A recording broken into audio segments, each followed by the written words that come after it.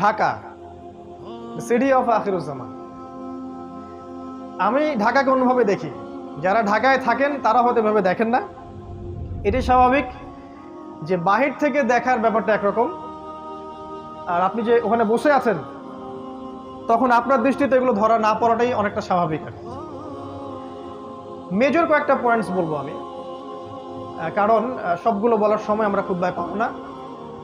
কোরআন এবং সহিহ সুন্নাহ থেকে আমরা আখিরুজ্জামানের যতগুলো সাইন পাচ্ছি, এগুলোর মধ্যে কিছু কিছু সাইন আছে এমন যেগুলোর সাথে ঢাকার ব্যাপারটা 100% মিলে যায়, এবং এটা সময়ের ব্যাপার মাত্র যে কবে আল্লাহ পাকের গজব এখানে চলে আসে। আমরা তো এটা মনে করি এটা আল্লাহ পাকের বিশাল বড় দয়া যে এখন পর্যন্ত এখানে এই গজবটা আসে নাই, কিন্তু আমরা কি আসলে শুকরিয়া আদায় করি কিনা?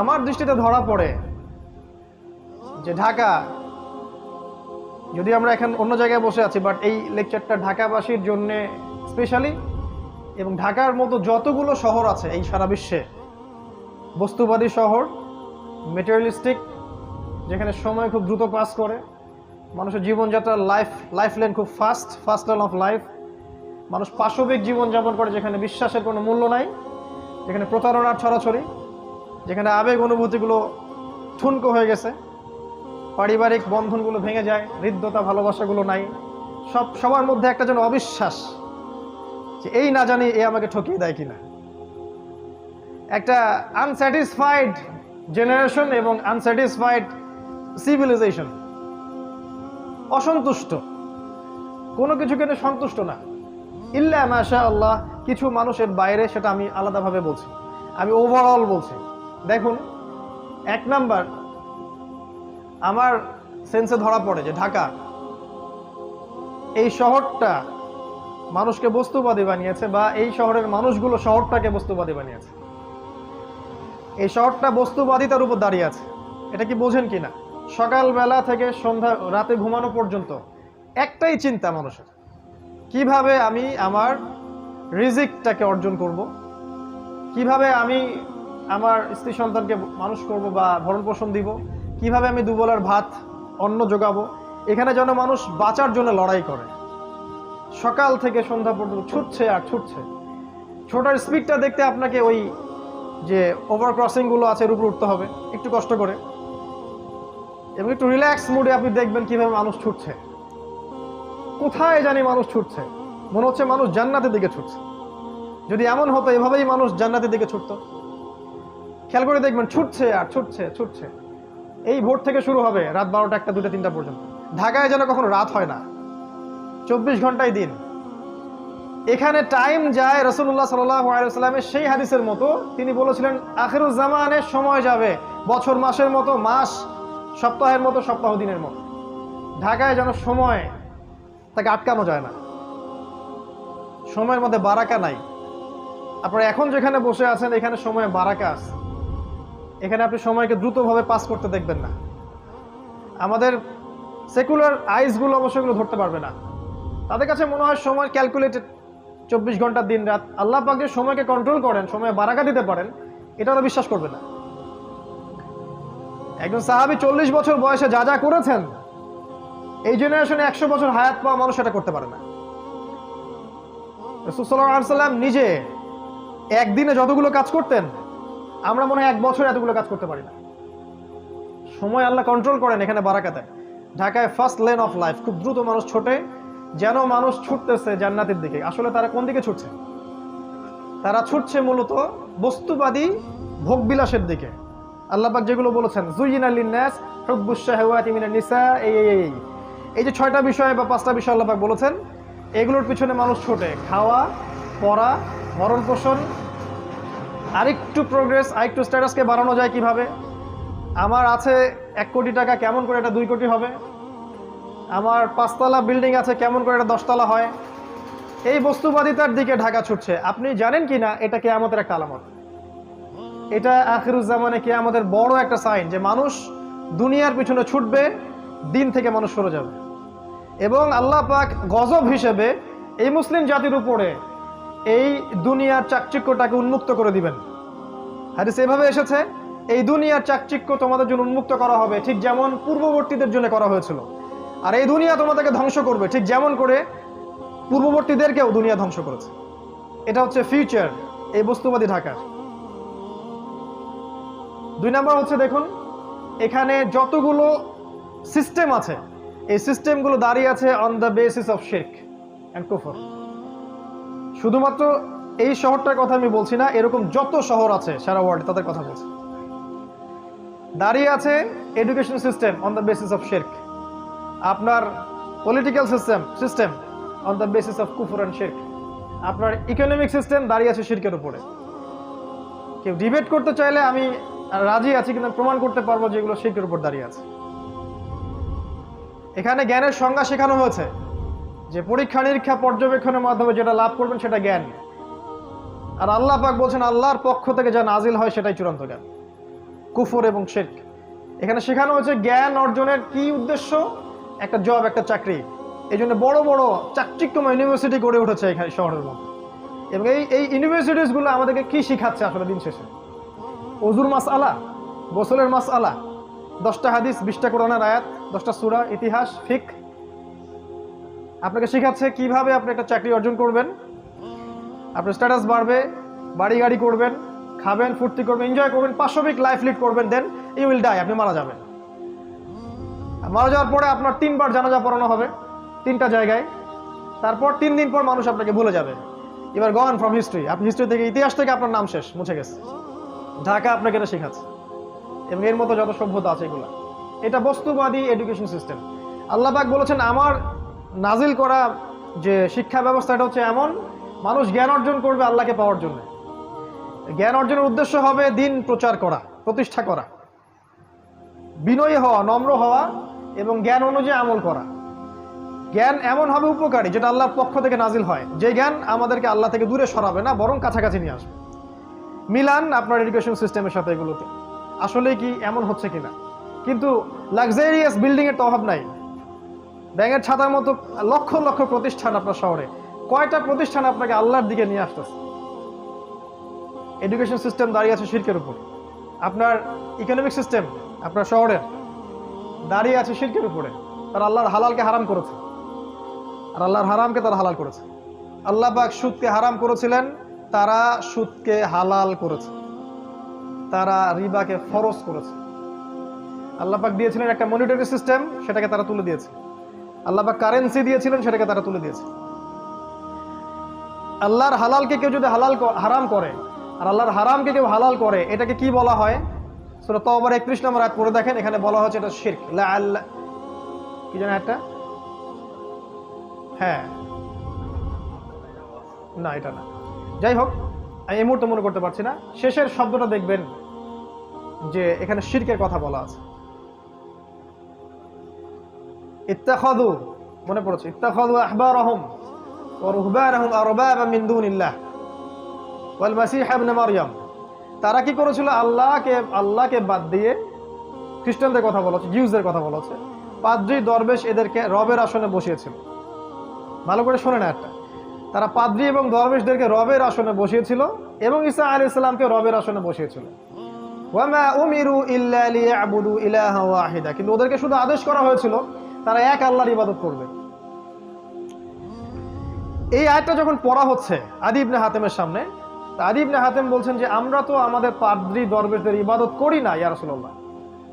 আল্লাহ রাসূল বলছেন আলাইসা ইউহারিমুনা ফাআহাল্লাহ ফাতুহিল্লুনাহু, তারা কি আল্লাহর হারামকে হালাল করে দেয় না, তোমরা কি সেটা গ্রহণ করো না? তারা কি আল্লাহর হালালকে হারাম করে দেয় না, তোমরা কি সেটা মেনে নাও না?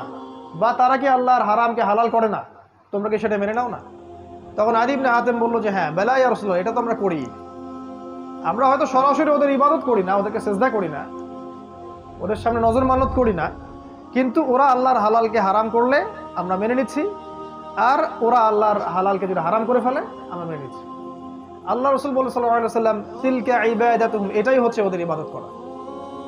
এখন আপনি আসেন আপনার সিস্টেমের দিকে। আল্লাহ পাক সুদকে হারাম করেছেন, আমরা কি করেছি? হালাল করেছি। আল্লাহ পাক মাদককে হারাম করেছেন, আমরা হালাল করে নিয়েছি। নিজেকে প্রশ্ন করেন, আমরা কিন্তু মন থেকে হালাল করে নিয়েছি। আল্লাহ পাক জিনাকে হারাম করেছেন, আমরা উন্মুক্ত করছি। আল্লাহ পাক খিলাফাকে হালাল করেছেন, আমরা হারাম করেছি। আল্লাহ পাক অনেক কিছুকে হালাল করেছেন যেগুলোকে আমরা হারাম করে নিয়েছি, বা আবার আল্লাহ পাক অনেকে হারামও করেছেন যেগুলোকে আমরা হালাল করে নিয়েছি। এই সিস্টেমটা যদি চলতে থাকে, এটাকে আল্লাহ পাক বলেছেন শিরক। ওয়া উমিরু ইল্লা লিয়াবুদু ইলাহা ওয়াহিদা লা ইলাহা ইল্লা হু সুবহানাহু ওয়া তাআলা আম্মা ইউশরিকুন। এই কথাটা বলতে যাচ্ছিলাম, আম্মা ইউশরিকুন, তারা যে শিরক করছে আল্লাহর সাথে, এখান থেকে আল্লাহ পাক পবিত্র। তার মানে এই কাজটাকে আল্লাহ পাক শিরক বলেছেন। তো আপনার শহরের এডুকেশন সিস্টেম, আপনার ব্যাংকিং সিস্টেম, আপনার ফাইন্যান্স, আপনার ইকোনমিক সিস্টেম, এগুলো দাঁড়িয়ে আছে শিরকের উপরে, কুফরের উপরে। এর জন্য আপনি একা দায়ী নন, এর জন্য আমাদের রাষ্ট্র দায়ী নয়, এর জন্য আমাদের শুধু এই ওলামায়ে কেরাম বা আমরা যারা সাধারণ জনগণ আমরাই দায়ী নই, ব্যাপারটা এমন নয়। আমাদের দোষ আছে, কিন্তু বড় দোষটা অন্য কারো, যাদের দিকে আমাদের চোখ নাই। আমাদের চোখটা হচ্ছে আপোষের ইখতিলাফগুলোর দিকে আমাদের চোখটা বেশি আর কি। কিভাবে আমরা আমাদের মধ্যে ইখতিলাফ করে মারামারি কাটাকাটি করে বিভক্ত হব, এদিকে চোখটা আমাদের বেশি। বড় যে মূল এনিমি, ওর দিকে আমাদের চোখটা কিন্তু আসলে নাই। তো এটা আপনার ঢাকা। আরও আছে আপনার ঢাকার পলিটিক্যাল সিস্টেম, দাঁড়িয়ে আছে অন দ্য বেসিস অফ শিরক।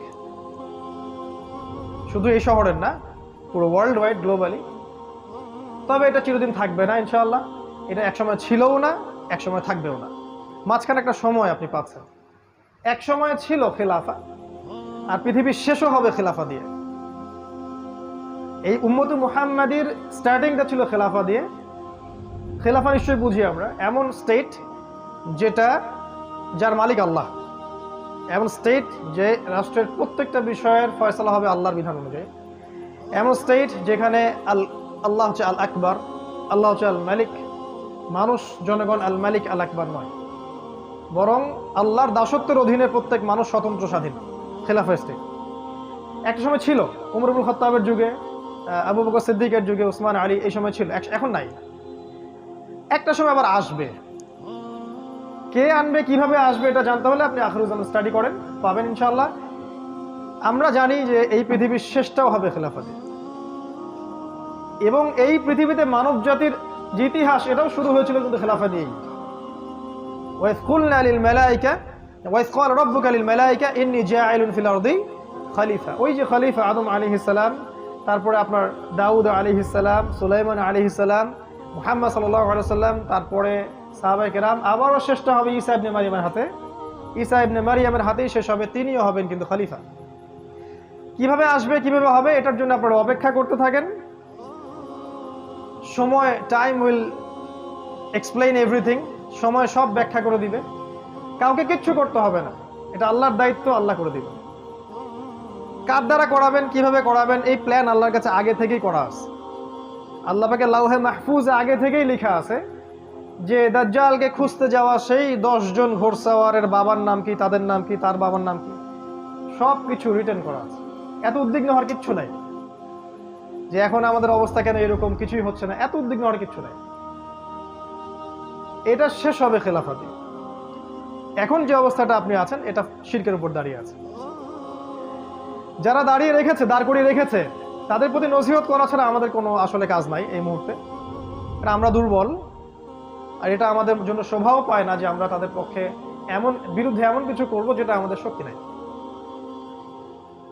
আমরা নাসিহা করতে পারি, তারা যদি রিসিভ করেন আলহামদুলিল্লাহ, রিসিভ না করলে তাও আলহামদুলিল্লাহ, অ্যাটলিস্ট আপনি আপনার দায়িত্ব পালন করেছেন। কারণ প্রত্যেকেই তার কর্মফল ভোগ করবে, এটা নিয়ে আপনাকে উদ্বিগ্ন হওয়ার কিছু নাই। আপনাকে আল্লাহর জায়গায় গিয়ে কাউকে শাসন করতে হবে না, আল্লাহ সব করে দিবেন ইনশাআল্লাহ। অপেক্ষা করতে থাকেন। আপনি যাবেন সামনে এই শহরের দিকে, দেখবেন এখানে আছে মাদকের ছড়াছড়ি। আপনার শহরে, পুরো শহর জুড়ে মাদকের ছড়াছড়ি। এমন এমন মাদক আপনার শহরে আছে যেগুলো হয়তো বাংলাদেশে অন্য কোনো জায়গায় নাই। এবং এলিট সোসাইটির মানুষটা মাদক খাচ্ছে, তাদের ইয়াং জেনারেশন, তাদের বাচ্চা কাচ্চা, ছোট ছোট বাচ্চা, 8-9-এ পড়া বাচ্চা, 5-6-এ পড়া বাচ্চা। এমন এমন মাদক যেগুলো আজকে থেকে 100 বছর আগে কল্পনাও করে নাই। গতকালকে একটা নিউজ দেখলাম, নতুন একটা মাদক নেওয়ার সাথে সাথে সে রিকশালার কাছে মাপ চাওয়া শুরু করছে, পরে নিজের গলে নিজেই দাও দিয়ে কোপ দিছে। কি মাদক এটা আসতেছে, আর নতুন নতুন কত কি যে আসবে আল্লাহ ভালো জানেন। নবী সাল্লাল্লাহু আলাইহি ওয়াসাল্লাম বলে গিয়েছিলেন, আখিরুজ জামানে মাদক মানুষ সেবন করবে, হালাল মনে করে সেবন করবে। হারামই মনে করবে না, যেটা হারাম। এটা আপনার শহর। এরকম শহর বাংলাদেশে কয়টা আছে আপনি খেয়াল করে দেখেন। অন্যান্য কান্ট্রিগুলোতে আছে অবশ্যই, এবং ওগুলো ছোঁয়া লাগছে আর কি। আপনি দেখেন আপনার শহর মানেই জিনা, আপনার শহর মানেই জিনা। এখানে মেয়েরা নিজেকে মেয়ে মনে করে না, এখানে নারীরা নিজেদেরকে নারী মনে করে না, তারা মনে করে আমরা পুরুষের সমকক্ষ। আল্লাহ পাকের দেয়া অধিকারের চাইতে পশ্চিমাদের শেখানো অধিকার ওদের কাছে বেশি পছন্দের, এবং এই বিষয়গুলো ওদেরকে জিনার দিকে নিয়ে আসছে। ওপেন ওপেন জিনা, বিবাহ বহির্ভূত রিলেশনশিপস, আপনার এই যে গার্লফ্রেন্ড বয়ফ্রেন্ড সংস্কৃতি, আপনার যে কোএডুকেশন, আপনার চাকরির ক্ষেত্রে কোএডুকেশন, একসাথে যাচ্ছি আসতেছি বাসে রাশন হাস, এগুলো যেন সয়ে গেছে আর কি, সয়ে গেছে। একটা পর্দাশীল মেয়েও বাসে উঠে গেল, পাবলিক বাসে, চারদিক থেকে পুরুষ ওকে ধাক্কা দিচ্ছে, ওর কাছে কিছু মনে হচ্ছে না, নর্মাল হয়ে গেছে। নর্মাল শহর আপনাকে করে দিছে কেমন যেন একটা যান্ত্রিকতা, এবং এই যান্ত্রিকতার মধ্য দিয়েই এই শহর মানুষকে আর ওই ইসলামিক মানুষের জায়গায় রাখে নাই, তার জীবনটাকে পাশবিক বানিয়ে ফেলছে। জিনা এভরিওয়্যার, আপনি দেখবেন শপিং মলে জিনা, রাস্তায় জিনা, স্কুল কলেজ ইউনিভার্সিটিতে সব জায়গায় দেখবেন জিনাকে প্রমোট করা হয়েছে। এবং তাদের যে গেট আপ, যে ড্রেস আপ, যে এইটাই রাসূল সাল্লাল্লাহু আলাইহি ওয়াসাল্লাম বলেছিলেন যে শেষ জামানায় এমন এক শ্রেণীর মেয়ে বের হবে, নিসাউন কাসিয়াতুন আরিয়া, যারা কাপড় পরেও নগ্ন হয়ে ঘুরবে। এটার এক্সাম্পল কিন্তু সাহাবীদের যুগে আমরা দিতে পারতাম না, এখন দিতে পারি। তারপরেও কিছু মানুষ বলবে না না না, এখনো 1000 বছর বাকি আছে কিয়ামতে, অপেক্ষা করতে থাকেন 1000 বছর। জিনা এবং বিবাহ বহির্ভূত সম্পর্ক, এগুলো কি করেছে? আপনাকে ফ্যামিলিস্ট রেভলিউশনের দিকে নিয়ে আসছে। এখানে সম অধিকারের নামে আপনি দেখবেন মেয়েদেরকে পণ্য বানানো হয়েছে বিউটি কন্টেস্টের মাধ্যমে। এই যে মিউজিক, এই যে বিউটি কন্টেস্ট, এই যে মিডিয়া, এই যে গ্ল্যামারাস ব্যাপার স্যাপার, এগুলোতে নারীকে আর নারীর জায়গায় রাখা হয় নাই, তার সব কিছু উন্মুক্ত করা হয়েছে। এবং সমাজের পোশাক পরিবর্তন হয়ে গেছে, ফাংশন, ছেলেরা পুরুষের জায়গায় আসছে আর মেয়েরা ছেলের জায়গায় চলে গেছে। একটা মেয়ে সকালবেলা উঠতেছে, এই জ্যাম ফেস করে সে অফিসে যাচ্ছে, সব কিছু কাজ গোছায়, সে আবার 8-10টায় ব্যাক করছে। এই মেয়েকে আবার রান্না করতে হচ্ছে এই শহরে। এখানে বিবাহের সম্পর্কগুলো কোথায়? স্ত্রীকে সাথে নিয়ে রাস্তায় হাঁটা বা চাঁদ দেখা বা একটু খোলা বাতাসে ঘোরা, এগুলো তো এখানে কল্পনা করা যায় না। তার কোলে মাথা রেখে কোরআন তেলাওয়াত করা, এটাই শহরে সম্ভব হয় না, ইল্লা মাশাআল্লাহ। এতে করে বন্ধনগুলো ভেঙে যায়, পারিবারিক মূল্যবোধগুলো ভেঙে যায়, ডিভোর্স বাড়তেছে আপনার শহরে, এবং আপনার শহরে ডিভোর্স বাড়তেছে, পরকীয়া বেশি হচ্ছে, এবং পরকীয়ার বলি হচ্ছে কিন্তু হত্যা। পরকীয়া মানে কিন্তু হত্যা। পরকীয়ার পর একটা খুন ছাড়া কোনো সলিউশন থাকে না।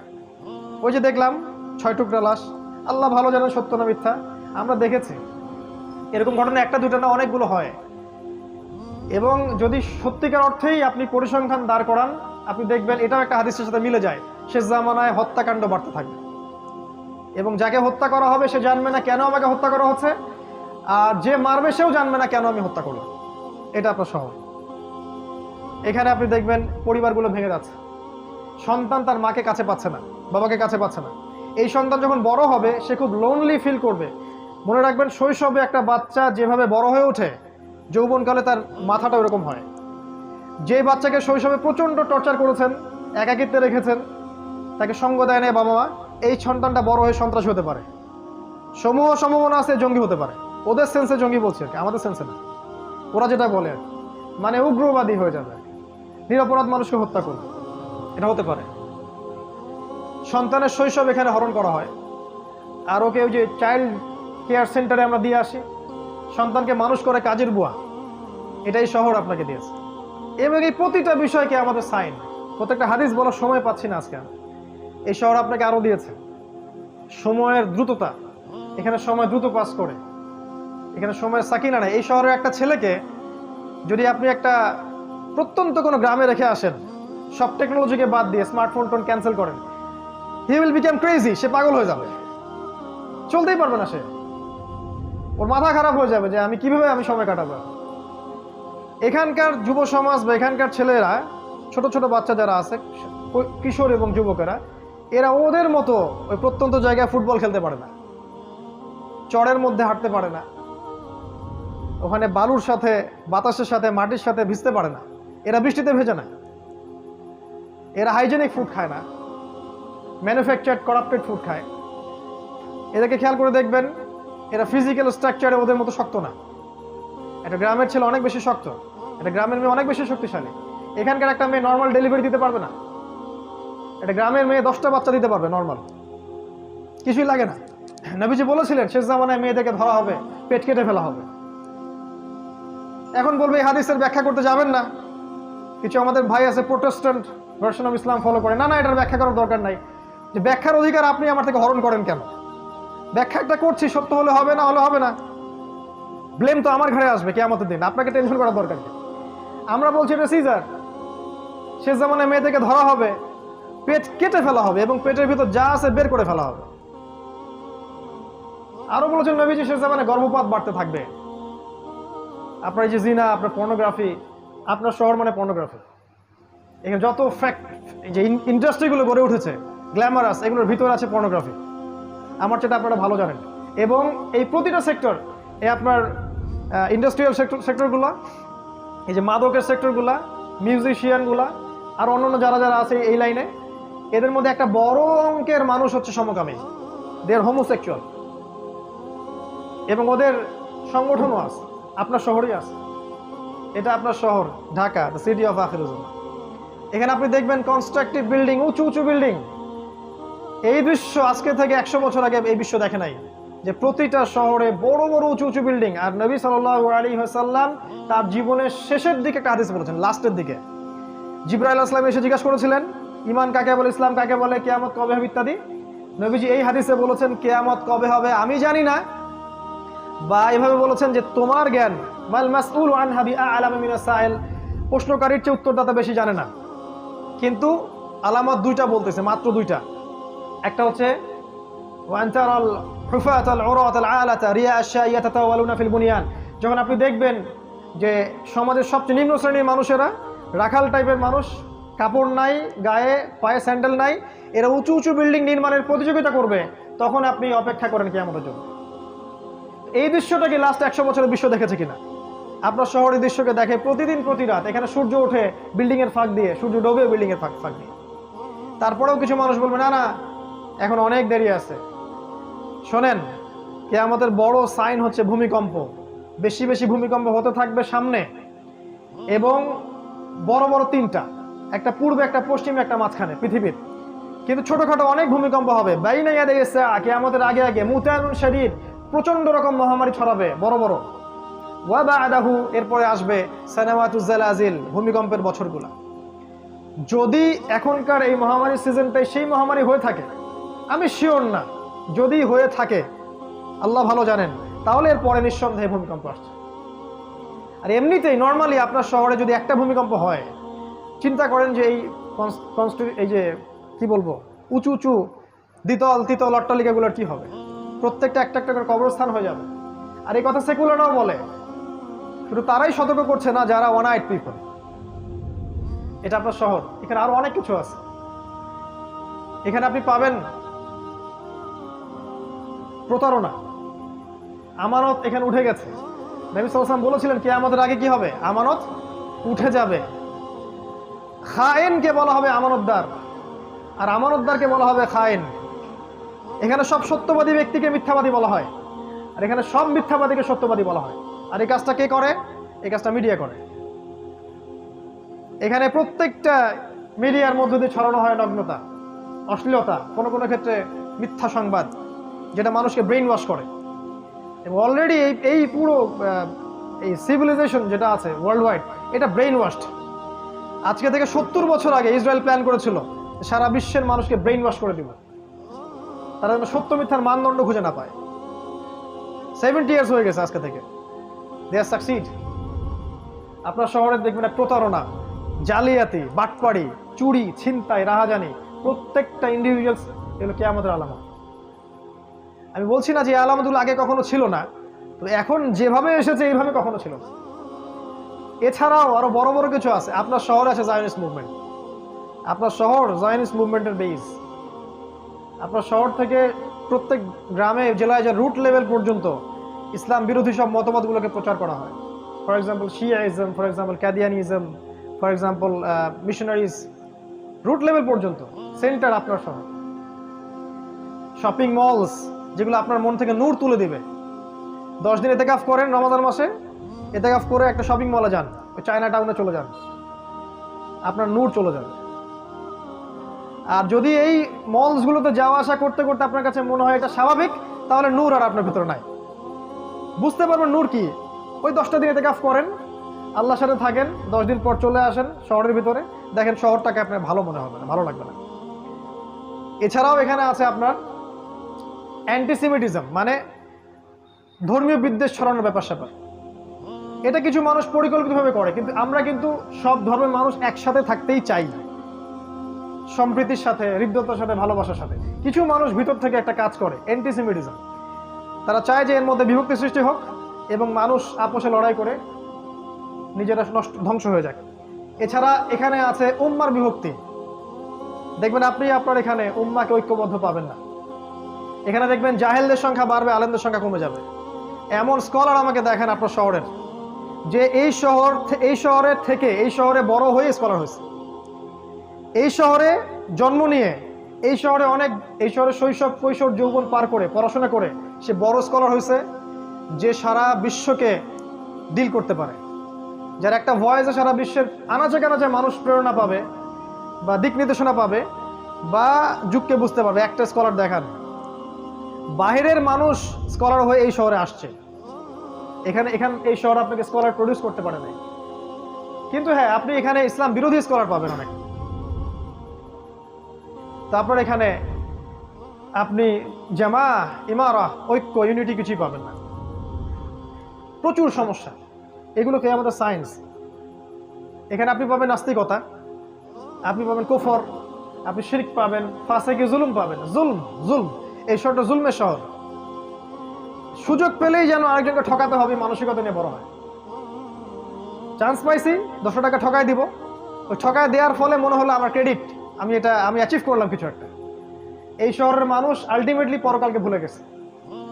আল্লাহর সামনে দাঁড়িয়ে ইয়াউমা ইয়াকুমুন নাস লিরাব্বিল আলামিন আয়াতটা ভুলে গেছে।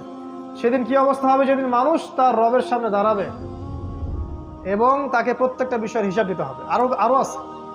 এই শহরের পুরো জেনারেশন, ইয়াং জেনারেশন স্পেশালি, তারা তাদের জীবনের লক্ষ্য থেকে সরে আসছে। তাদের কোনো ইসলামিক যে ambition, Islamic goal, the aim in life, Islamic concept এটা নাই। তারা জানে না যে তারা আসলে কি চায় জীবনে।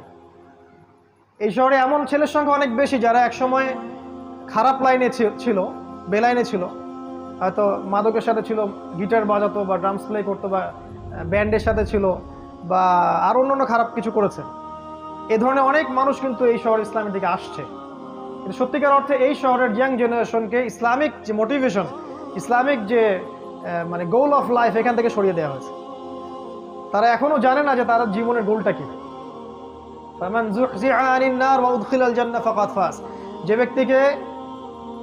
যে ব্যক্তিকে পুলসিরাতের মধ্যে পার করে দেওয়া হবে, জান্নাতে প্রবেশ করানো হবে, জাহান্নাম থেকে বাঁচানো হবে, এই ব্যক্তি সফল। এই শহর আপনাকে এই সাফল্যের ডেফিনেশনটা ভুলিয়ে দিয়েছে। ডেফিনেশন অফ সাকসেস এইটা, যে আমরা জাহান্নাম থেকে বাঁচবো, জান্নাতে প্রবেশ করব। এই শহর আপনাকে ভুলিয়ে দিয়েছে যে আপনার জীবনের সাফল্যের ডেফিনেশনটা কি। বরং এই শহর আপনাকে শিখিয়েছে আপনার সাফল্যের ডেফিনেশন একটা চাকরি, একটা ব্যবসা, একটা বড় কিছু, বড় বিল্ডিং, সুন্দরী নারী। এই আর অনেক বিষয় আছে যেগুলো এক ক্ষুদ্রে বলা সম্ভব না। শেষ করছি, শেষের দিকে আসছে। এখানে প্রাকৃতিক বিপর্যয় আছে, পরিবেশটা ন্যাচারাল নাই। এখানে আমরা মুক্ত বাতাসে শ্বাস নিতে পারি না। এখানকার পানি আস্তে আস্তে লেয়ার নিচে নেমে যাচ্ছে। যদি আমরা বলি এটাও দলিল আছে কোরআন সুন্নাহয়, বলবে যে এরা পাগল হয়ে গেছে। এগুলোও থাকতে পারে। সূরা মুলকের শেষের একটা পড়েন, কুল আরাআইতুম ইন আসবাহা মাউকুম গাওরা ফামান ইয়াতিকুম বিমাইন মাইন। ভেবে দেখো হে মানব জাতি, কোনোদিন যদি সকাল করে দেখো যে পানির স্তর নিচে নেমে গেছে, কোন সেই ইলা আছে বা কে আছে তোমাদেরকে সুপেয় পানি, প্রবাহিত পানি এনে দিবে? পুরো বাংলাদেশে কোন সেটা শহর যেখানে পানির লেয়ার নিচে নেমে যাচ্ছে দিন দিন? মানুষের এখনো হুঁশ হয় না। ডেঞ্জার জায়গায় আমরা অবস্থান করছি। আমরা এখন শেষ করবো আর কয়েক মিনিটের মধ্যে ইনশাআল্লাহ। পরিবেশগত বিপর্যয়ের কথাই বলেন, নৈতিক অবক্ষয়ের কথাই বলেন, আপনার বস্তুবাদিতার কথাই বলেন, অর্থনৈতিক যে ইসলামিক ট্র্যাক থেকে সরে আসার কথাই বলেন, পলিটিক্যাল শিরকের কথাই বলেন, এই যে আপনি উঁচু বিল্ডিংয়ের কথা বলেন, এই যে বেহায়া নারীদের কথাই বলেন, নগ্নতা, অশ্লীলতা, আপনার পর্নোগ্রাফি, আপনার জিনা, সমকামিতা, সব কিছু কি আমাদের বড় বড় সায়েন্স, যেগুলো আপনি দেখবেন আপনার শহরে 100% মজুদ আছে। এবং এরকম যত শহর সারা ওয়ার্ল্ডে আছে তাদের মধ্যে আরও বেশি পরিমাণে আছে, তবে আমাদের শহরেও কম নাই। এই জন্য আমরা যখন এই শহরে প্রবেশ করি, ঢোকার সাথে সাথে মনে হয় যে আমরা ঢুকলাম in the city of Akhiruzzaman. এই জন্য আমি বলি Dhaka the city of Akhiruzzaman. আমার সাথে অনেকে একমত হতেও পারে, নাও হতে পারে। যারা দ্বিমত পোষণ করে তাদেরকে নিয়ে আমার কোনো মাথা ব্যথা নাই, তাদের প্রতি আমার কোনো আক্রমণাত্মক কোনো মনোভাব নাই। কারণ আমি যা বলছি বা আমরা যা বলছি এটা যদি সত্য হয়ে থাকে, হিস্ট্রি উইল রিমেম্বার ইট, এটাকে ইতিহাস মনে রাখবে ইনশাআল্লাহ। একসময় আমরা থাকবো না, তো মানুষ মনে রাখবে যে অমুক অমুক অমুক অমুক এই কথাগুলো আগেই বলে গেছে। আর যদি আল্লাহ না করুক এগুলো ভুল হয়, তাহলে ইতিহাস আমাদেরকে ভুলে যাবে, যেমন করে ইতিহাস অনেক মানুষকে ভুলে গেছে। আর যাদের কাছে এই নলেজগুলো আছে কিন্তু তারা সেগুলো জনগণকে বলছেন না, বা নিজের ব্যক্তি স্বার্থের কথা চিন্তা করছেন, বা কুফার, ফাসেক, জালেম, মুশরিক, মুনাফিকদের সাথে আতাত করছেন, আপোষ করছেন, ওদের পক্ষ নিয়ে কাজ করছেন, বা রিয়েল কথা বলছে, তাহলে আমরা বলবো ইতিহাস আপনাদেরকেও মনে রাখবে, বাট এই উম্মতের গাদ্দার হিসেবে মনে রাখবে ইনশাআল্লাহ। কি করবেন ঢাকাবাসী? সলিউশন আমি কয়েকটা বলতে পারি পয়েন্ট আকারে। আমার দৃষ্টিকোণ থেকে মনে হয়, ফার্স্ট অফ অল আপনারা আপনাদের জীবনের উদ্দেশ্যটা ফিক্স করেন, যে কি জন্য আপনারা পৃথিবীতে আসছি। আমিও কিন্তু ঢাকাবাসী। এখন আল্লাহ পাক আমাকে এখানেই জুড়াই দিয়েছেন তাকদীর, কিন্তু ব্যাপারটা হচ্ছে এই যে আপনাদের একজন হয়েই বলছে যে প্রথমে জীবনের উদ্দেশ্য ফিক্স করা উচিত, যে আমরা কি জন্য পৃথিবীতে বসবাস করছি। উদ্দেশ্যটা কি আমাদের পৃথিবীতে বসবাস করা? এই পাশবিক লাইফ লিড করা, খাবো দাবো, লাক্সারিয়াস জামা কাপড় পরবো, ঘুরে বেড়াবো, ফ্যান্টাসি, এক সময় আমরা মারা যাব। এরপরে কি আসলে? এর পরের জীবনটাকে নিয়ে পরকালের বান্দা হয়ে বাঁচার চেষ্টা করি, দুনিয়াটাকে প্রয়োজন মনে করি। দুনিয়া আমার হাজত, যতটুকু লাগে সন্তুষ্ট থাকি। 10,000 টাকায় সংসার চললে 20,000 টাকা দিকে না যাই, একতলা বাড়িতে হয়ে গেলে 2তলা বাড়ি করার ওদিকে না যাই, বরং ওই সময়টা আমরা আল্লাহর দিকে ব্যয় করি। এক কথায় জীবনের উদ্দেশ্য ফিক্স করি, ফামান যুহজিহা আনিন নার ওয়া উদখিলাল জান্নাহ ফাকাদ ফাজ। এই একটা মনে রাখবেন, যাকে জাহান্নাম থেকে বাঁচানো হবে এবং জান্নাতে প্রবেশ করানো হবে সেই একমাত্র সফল, আর কেউ সফল না। ওই যে ট্রাম্প, নেতানিয়াহু, এই হাবিজাবি, বাইডেন, এই যে যা যা আছে আমাদের, পুতিন টুতিন, ফেরাউন, নমরুদ, কেউ সফল না যদি না তারা পরকালে জান্নাতে যেতে পারে। কেউ সফল না। এরা যদি পরকালে জাহান্নামে যায়, ওইটাই আলটিমেট ওদের ধ্বংস। আর যে ব্যক্তি, আপনি, আমি, অমুক, আব্দুর রহিম, আব্দুল্লাহ, আব্দুর রহমান, যে আছে, সে যদি পৃথিবীতে ওই শশা বিক্রি করে খায়, একটা ভ্যান চালায়, একটা রিক্সা চালায়, যাই চালায়, পরকালে যদি সে জান্নাতে যায়, এই ব্যক্তি সফল। সাফল্যের সংজ্ঞা আমাদেরকে আগে বুঝতে হবে। এটা ঢাকাবাসীর প্রতি প্রথম নসিহত। 2 নম্বর হচ্ছে যে বস্তুবাদিতা ছাড়তে হবে। বস্তুবাদিতা মানে দুনিয়াতে আসক্তি, ডুবে থাকা। আলহাকুমুত তাকাসুর হাত্তা যুরতুমুল মাকাবির, এই কনসেপ্ট থেকে বের হতে হবে। আল্লাহ পাক কিন্তু বলেছেন কাল্লা সাউফা তা'লামুন, ধমক একটা, অবশ্যই জানবে। সুম্মা কাল্লা সাউফা তা'লামুন, আবারও বলছি অবশ্যই জানতে পারবে। কাল্লা লাউ তা'লামুন ইলমাল ইয়াকিন, একবারে বিশ্বাস নিশ্চিত জ্ঞানের সাথে জানবে কবরে গেলে কোনটা আসলে কি ছিল।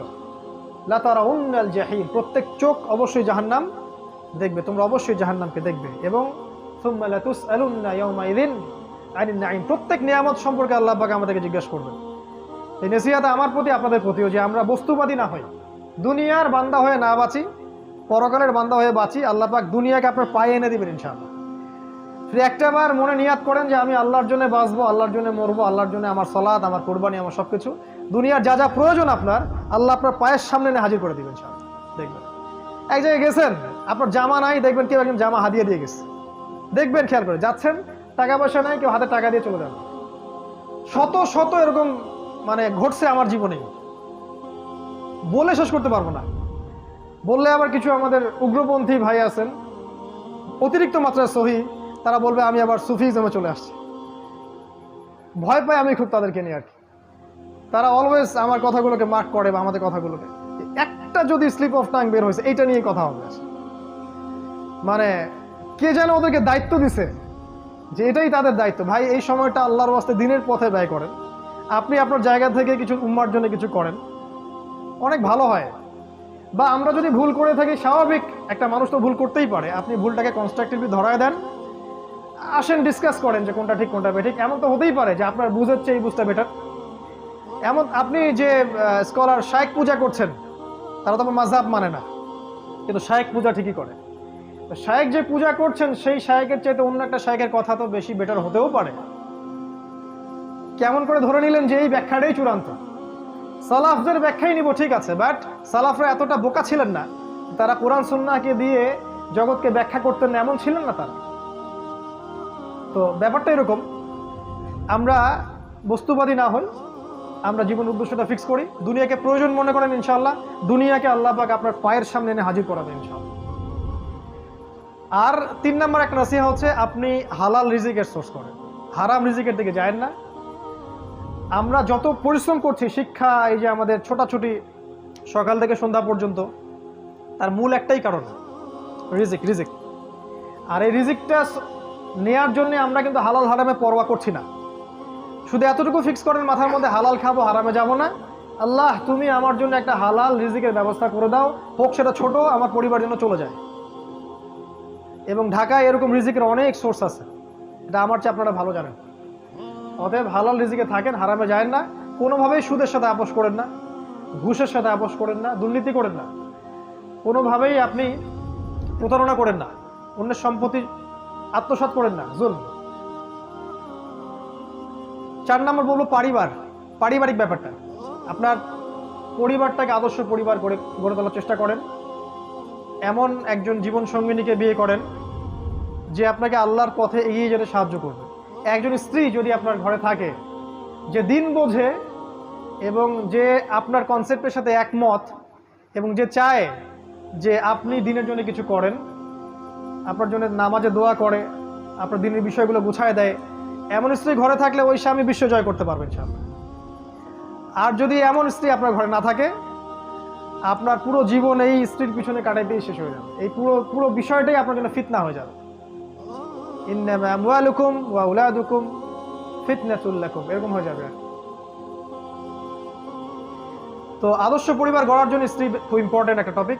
ভুল করবেন না, এমন কোনো ভুল সিদ্ধান্ত নেবেন না যে রূপের কারণে বা বংশের কারণে বা টাকা পয়সা দেখে বিয়ে করেছেন, পরে আপনি আর অ্যাডজাস্ট করতে পারছেন না, দেখলেন যে তার মধ্যে দিনদারিতা বাদ দিয়ে সবই আছে। এমন জায়গায় যায় না, দিনদারিতা থাকলে ওইটা নিয়ে থাকেন, বাকিগুলো ইগনোর করেন। সন্তান যখন হবে তাদেরকে প্রত্যেককে আদর্শ সন্তান হিসেবে মানুষ করতে হবে। সন্তানদের খাবারের ব্যাপারে সচেতন থাকবেন, ওদের পড়াশোনা, ওদের কার সাথে মিশছে, বেশি ডিভাইস দিবেন না, ডিভাইস কেন্দ্রিক জীবনযাপন থেকে বেরিয়ে আসার চেষ্টা করেন, এগুলো ভালো হবে ইনশাআল্লাহ। আমি আরও বলবো যে এখানে আরও নাসিহা হচ্ছে যে জ্ঞান অর্জনের পিছনে সময় দেন, আমল করার আগে জ্ঞান। মানে ইলমু ক্বাবলা আল কওলি ওয়াল আমাল, সহিহ বুখারীর একটা বাব আছে, কথা কাজের পূর্বে জ্ঞান, মানে জ্ঞানটাকে অর্জন করেন। আমি সাবজেক্টগুলো বলেছি কোন কোন সাবজেক্ট, কোরআন, সুন্নাহ, হিস্ট্রি, ইসলামিক ইতিহাস, ইকোনমিক্স, ফিলোসফি, এগুলো একসাথে করে পড়াশোনা করেন। ইনশাআল্লাহ দেখবেন আপনার 5 বছরের পরিশ্রম আপনাকে অন্য একটা জায়গায় নিয়ে আসবে ইনশাআল্লাহ। আমি কখনো বলি নাই যে ওলামায়ে কেরামের সোহবতে যাবেন না ইত্যাদি ইত্যাদি। আমি বলেছি শুধুমাত্র একটা ঘরানার ওলামার কাছেই পড়ে থাকবেন না, সমস্ত ওলামায়ে কেরামকে ভালো চোখে আগে দেখতে শেখেন, সবার কাছ থেকে জ্ঞান নিয়ে শেখেন। যদি আপনি শুধুমাত্র সালাফিজমেই থাকেন, আমাদের সোকল্ড সালাফিজমের কথা বলছি, তাহলে তো আপনি কমই ঘরানার আলেমের কাছে জ্ঞান পাবেন না, সিম্পল। তাহলে মনে হবে যে এদের কাছে কোনো জ্ঞানই নাই। এটা তো অহংকার, কেবর, যেটা ইবলিসের ছিল। কি করতে হবে? খোলা মনে সব আলেমের দ্বারস্থ হন এবং সবার কাছ থেকে জ্ঞান নেন, সবার ভালোটাকে নিয়ে নেন, খারাপটা ছেড়ে দেন। কারণ এমন কোনো আলেম আপনি পাবেন না যার 100% পারফেক্ট। আর আমাদের কিছু ভাই চায় 100% পারফেক্ট একজন মানুষ আসুক, আমরা তার আনুগত্য করবো। আসলে এমনটা হবে না। জিবরাইল আলাইহিস সালামকে যদি পাঠানো হয়, এরা তার প্রতি সন্তুষ্ট হবে না, বলবে আপনার পাখা কেন, আপনি মানুষ না কেন, আপনার পাখার দলিল কোথায়? এদের কাছে সময় নষ্ট করেন না, সমস্ত ওলামায়ে কেরামকে শ্রদ্ধা করেন। আমার ভিউ বলছে, প্রত্যেকটা ওলামায়ে কেরামকে শ্রদ্ধা করেন, সম্মান করেন, তাদের সোহবতে যান, জ্ঞান শিখেন, কিন্তু এই সাবজেক্টগুলো এড়িয়ে যাবেন না।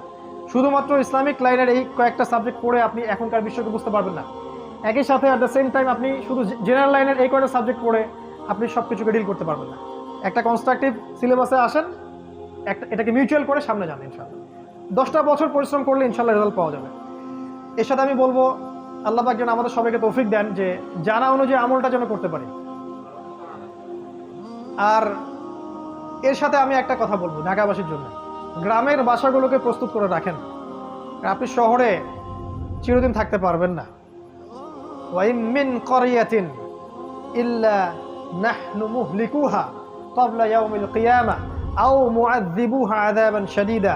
ব্যাখ্যা ওদের কাছে শুনে নেন কি বলে, আমরা অনুবাদ বলছি। এমন কোনো কারিয়া নাই যাকে আমি কিয়ামতের আগেই ধ্বংস করব না। আও মুআযযিবুহা আযাবান শাদীদা, অথবা কঠিন শাস্তি প্রদান করব না, এমন কোনো শহর নাই পৃথিবীতে। কানা যালিকা ফিল কিতাবি মাসতুরা, অনেক আগেই এটা কিতাবে লেখা হয়ে গেছে। ভূমিকম্পের মাধ্যমে হোক বা আপনার মহামারীর মাধ্যমে হোক বা আরো বড় কোনো গজবের মাধ্যমে হোক, ঢাকা উইল কলাপস। কোনো শহর কনস্ট্যান্ট থাকবে না। হিজরত, আপনার গ্রামের বাড়ি, আপনার এই যে সেখানকার কৃষিভিত্তিক অর্থনীতি, ভালো অর্গানিক ফুড, এগুলো তো অভ্যস্ত হন, ওখানে যাওয়া আসা শুরু করেন। ঢাকা আপনাকে ছাড়তে হতে পারে সামনে, ওয়ার্ন করছি আমরা। এবং এরকম বড় বড় শহরগুলো, আর সবচেয়ে বড় কথা হচ্ছে যে এই শহরটা উৎপাদন কেন্দ্রিক নয়, আমদানি রপ্তানি কেন্দ্রিক। একটা মালহামা সবকিছুকে ব্লক করে দিবে, এখানে যারা থাকবে তারা আফসোস করবে যদি আমরা এখান থেকে আগে লিভ করতে পারতাম। এটা প্রস্তুতি রাখেন। সর্বোপরি আল্লাহ পাক আমাদেরকে যতটুকু নিয়ামত দিয়েছেন, আমাদের জ্ঞান, আমাদের টাকা পয়সা, আমাদের স্ত্রী সন্তান, আমাদের এই যে জামা ইমারা, এগুলোকে দিয়ে দিনের খেদমত করার চেষ্টা করেন যতটুকু পারেন ইনশাআল্লাহ। সমসাময়িক বিষয়গুলো পড়েন, আগামীর জন্য প্রস্তুত থাকেন এবং আপোষে ইখতিলাফ না করে, যারা ইখতিলাফ করে ওদেরকে ভুলে যান। আপোষে যারা ইখতিলাফ করে না, ওয়ানুম্মা ওয়ান জামা কনসেপ্টে বিশ্বাস করে, এই মানুষগুলোকে নিয়ে শান্তিপূর্ণভাবে মাক্কি জীবনে রাসূল সাল্লাল্লাহু আলাইহি ওয়াসাল্লাম যেভাবে এগিয়ে গিয়েছিলেন, আপনার এই শহরটা হচ্ছে কোনো বেটার জায়গা নয়, এইভাবে এগিয়ে গিয়ে আপনি একটা জামা বা একটা কমিউনিটি গড়ে তোলার চেষ্টা করেন। এটার খুব অভাব সারা দেশে। এটা যদি করতে পারি ইনশাআল্লাহ তাআলা, আল্লাহ পাক আমাদের মধ্যে একটা রুহামা দিবেন, একটা জামা দিবেন, একটা সুন্দর মৈত্রী ভালোবাসা থাকবে এবং এই শহরের যে জাহিলিয়াতগুলো আছে এগুলোকে স্কিপ করা আমাদের জন্য সহজ হবে, কারণ একা একা আপনি কিছুই করতে পারবেন। আল্লাহ পাক আমাদের সবাইকে আলোচনাটা শুনে বুঝে আমল করার তৌফিক এনায়েত করুন, আমিন।